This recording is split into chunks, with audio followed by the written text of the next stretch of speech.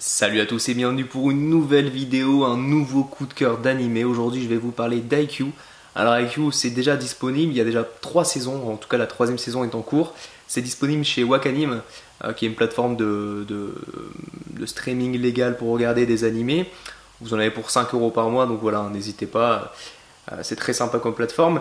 Alors IQ, c'est un animé vraiment coup de cœur. La première saison je l'ai dévoré en une semaine.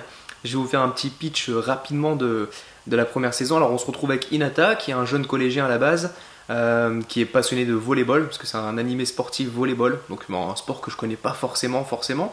J'ai appris à le connaître et j'ai appris à l'apprécier surtout. Alors on retrouve Hinata, qui est dans une équipe pas foufou, c'est un peu le meilleur joueur, les autres sont un peu là, c'est un peu des plots, quoi, il sert pas à grand chose.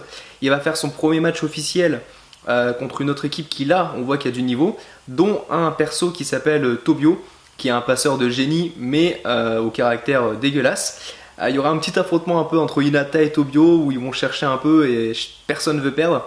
Alors je vous dis pas l'issue du match, mais voilà, c'est assez clair et précis.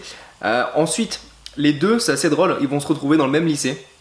Donc ils vont être dans la même équipe et ils vont devoir apprendre à s'aimer déjà, à s'entraider et à jouer ensemble. Alors l'un est un passeur de fou, l'autre, Hinata, est un attaquant de folie. Alors il faut savoir qu'Hinata il fait 1m65, un truc comme ça, donc pour le volley ça aide pas forcément. Mais il a une détente de fou, une frappe de folie. Malheureusement il maîtrise pas tout ça.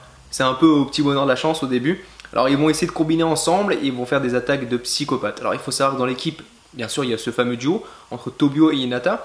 Mais il y a aussi d'autres personnages qui sont autour. Il y a le libéraux qui est une folie, il y a le capitaine qui arrive à encourager, à remonter le moral de tout le monde au bon moment.